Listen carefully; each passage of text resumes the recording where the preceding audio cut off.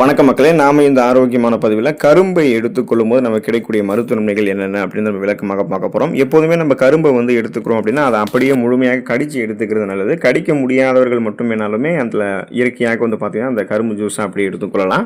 கரும்பு முழுமையான நீர் சத்து உள்ளடக்கியதுங்க. ஸோ இதோடைய இனிப்பை அதிகரிக்கக்கூடிய வகையில் இயற்கையாகவே அதில் சுக்ரோஸ் இருக்குது. போதுமான அளவுக்கு கார்போஹைட்ரேட்டுகள், அத்தியாவசியமான அமினோ அமிலங்கள், விட்டமின் சத்துக்கள் எல்லாமே இருக்குது. மேலும் தாதுக்களில் பார்த்தீங்கன்னா கால்சியம், பாஸ்பரஸ், இரும்பு சத்து, சிட்ரிக் அமிலம் இந்த மாதிரி தாதுக்களுமே இருக்குது. ஸோ இவை அனைத்துமே ஒன்று சேர்ந்து நமக்கு இந்த கரும்பு ஜூஸ் என்னென்ன மருத்துவமைகளை கொடுக்குது அப்படின்றத விளக்கமாக பார்ப்போம். அதை பற்றி பார்க்குறதுக்கு முன்னாடி இந்த வீடியோவுக்கு மட்டும் ஒரு லைக்கை கொடுத்துட்டு இந்த தகவலை உங்களுக்கு தெரிஞ்சவங்களுக்கும் ஷேர் பண்ணிவிடுங்க. ஏன்னா இது அவங்களுக்கும் பயனுள்ளதாக இருக்கக்கூடிய ஒரு ஆரோக்கியமான பதிவு தான். இது போன்ற அப்டேட்ஸ்கள் நீங்கள் தொடர்ந்து பார்க்குறதுக்கு நம்மளுடைய ஹெல்த் நியூஸ் தமிழ் சேனல் மறக்காமல் சப்ஸ்கிரைப் பண்ணி வச்சுக்கோங்க. பக்கத்தில் இருக்கக்கூடிய பெல் பட்டனையும் கிளிக் பண்ணி ஆல் அப்படின்ற ஆப்ஷனையும் செட் பண்ணி வச்சுக்கிட்டீங்க அப்படின்னா நாங்கள் போடக்கூடிய எல்லா அப்டேட்ஸும் உங்களுக்கு நோட்டிஃபிகேஷன் அடிக்கடி சேரும். சரி வாங்க மக்களே, இப்போ வீடியோக்குள்ளே போயிடலாம். சிறுநீர் பாதை தொற்றுக்கு இந்த கரும்பு ஜூஸ் உதவிகரமாக இருக்குங்க. ஸோ அந்த தொற்றை நீக்கிறதுக்கு உங்களுக்கு இது ஹெல்ப் பண்ணும். இப்போ பார்த்தீங்கன்னா ஆயுர்வேதத்தில் சிறுநீர் பாதை தொற்றை முத்திரலா அப்படின்னு சொல்லுவாங்க. இப்போ இவங்கெல்லாம் அதாவது இந்த முத்திரால் பிரச்சனை இருக்கிறவங்கலாம் கரும்பு சாப்பிடுவதன் மூலமாக அந்த சிறுநீர் பாதை தொற்று மற்றும் வீக்கத்தை தணிக்க முடியும். மேலும் சிறுநீர் ஓட்டத்தையுமே எளிதாக்கி கொள்ளலாம். கரும்பு இயற்கை டயூரிக்காக செயல்படுவதால் உடல் நச்சுத்தன்மையை அகற்றி சிறுநீரகங்களை ஆரோக்கியமாக வைக்கிறதுக்குமே உதவிகரமாக இருக்கும். கரும்பு ஜூஸில் எலுமிச்சை ஜூஸ் நீங்கள் கலந்து இஞ்சி ஜூஸ் கலந்து குடிச்சிங்கன்னா இன்னும் சிறுநீர் பாதை தொற்று அதனுடைய அறிகுறிகள் எல்லாத்தையுமே நீங்கள் குறைத்துக் கொள்ளலாம். சிறுநீர் பாதை தொற்றால் அடிக்கடி அவதிப்படுபவர்கள் கரும்பு சாப்பிடுவது இந்த அபாயத்தை உங்களுக்கு ஏற்படாமல் தவிர்க்கிறதுக்கு உதவிகரமாக இருக்குங்க. கல்லீரலுடைய ஆரோக்கியத்தை மேம்படுத்துறதுக்கு கரும்பு உங்களுக்கு உதவிகரமாக இருக்கும். கரும்பு உடலில் பித்த தோஷம் அதிகரிக்கிறது தடுக்கும். சமநிலையற்ற ரத்தம் அல்லது பித்த தோஷம் அப்படின்றது கல்லீரலை பாதிக்கும். இதனால் மஞ்சள் காமாலை அறிகுறிகள் உங்களுக்கு தென்பட ஆரம்பிக்கும். இந்த நிலையில் கல்லீரலை புதுப்பித்து மஞ்சள் காமாலை சிகிச்சைக்கு பரவலாக கரும்பு பயன்படுத்தப்படுகிறது.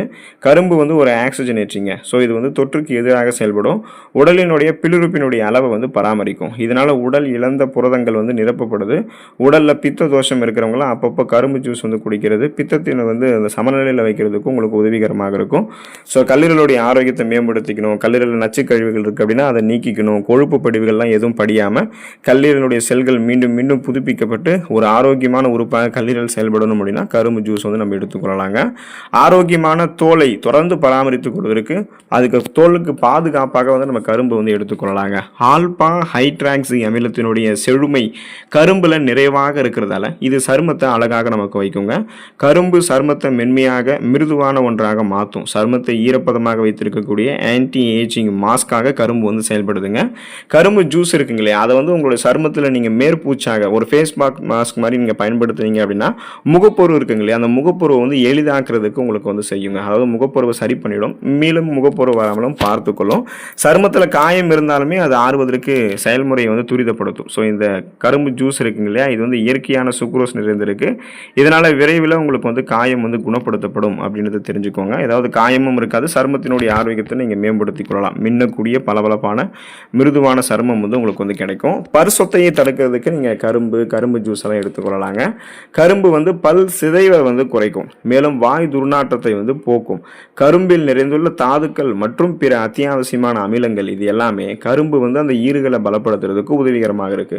கால்சியம் மற்றும் பாஸ்பரஸ் ஆனது பற்களை வலுப்படுத்துறதுக்கு ஹெல்ப் பண்ணுது. ஸோ பல் சிதைவிலிருந்தும் நீங்க பாதுகாத்துக் கொள்ளலாம். கரும்பு ஜூஸாக குடிக்காம கரும்பு துண்டுகளை அப்படியே நீங்க மென்று சாப்பிட்றது அந்த சாறுகள் ஈறுகளில் படும்படி வசதியாக இருக்கும்.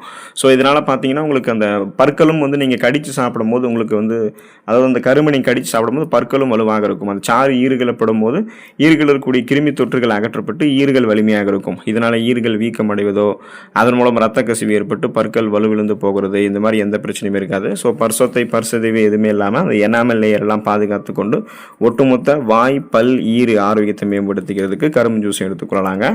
எலும்பு ஆரோக்கியத்தை உறுதி செய்யக்கூடியது நாம் எடுத்துக்கொள்ளக்கூடிய கரும்பு ஜூஸுங்க. இதுக்கான காரணம் என்னன்னா கரும்புல கால்சியம் சத்து இருக்குங்க. ஸோ இது எலும்புகளுடைய அந்த வளர்ச்சியை ஆதரிக்குது. எலும்பு அமைப்பு மற்றும் பற்களை பராமரிக்கிறதுக்கு கரும்பு இதன் மூலமாக தான் நமக்கு உதவிகரமாக இருக்கு. கரும்புல இருக்கக்கூடிய கால்சியம், இரும்பு சத்து, பொட்டாசியம் மற்றும் மெக்னீசியம் இது எல்லாமே எலும்புகளை வலுவாக வைக்கிறதுல முக்கியமானது. இது எல்லாமே கரும்புல இருக்கிறதால தான் எலும்புகள் இரும்பு போல வலுவாக இருக்குன்னு நீங்க தெரிஞ்சுக்கோங்க. அப்போ உங்களுக்கு ஆஸ்டியோபோரோசிஸ், எலும்பு மெலிவு நோய், மூட்டு வலி, எலும்புருக்கி, முடக்குவாதம், எலும்பு மஜ்ஜைகளில் ஏற்படக்கூடிய பிரச்சனை, மூட்டு வளர்ச்சி போன்ற எந்த விதமான எலும்பு தொடர்பும் இல்லாமல் 30, 40, 50, 60 வயதுகளில் கூட எலும்புகளை இரும்பு போல பலம் பெற வைக்கணும். பேலன்ஸ்லாம் தடுமாறாமல் நீங்கள் ஒரு ஸ்ட்ராங் அண்ட் ஸ்ட்ரென்த்தாக நீங்கள் இருக்கணும், ஸ்டெபிலிட்டியாக இருக்கணும் அப்படின்னா தொடர்ந்து நீங்கள் கரும்பு ஜூஸ் எடுத்துக்கலாங்க. ஸோ தொடர்ந்து கரும்பு ஜூஸ் எல்லாம் எடுத்துக்கொண்டு அடிப்படையான ஊட்டச்சத்துக்களை பெற்று பல்வேறு விதமான மருத்துவமைகளை பெற்று நலமோடு வாழக்கூடிய வாய்ப்பை பெறுங்க. உடல் நலத்தை பராமரித்துக் கொள்ளுங்கள். அடுத்த ஆரோக்கியமான பதிவில் மறக்காமல் சந்திப்போம். நன்றி மக்களே.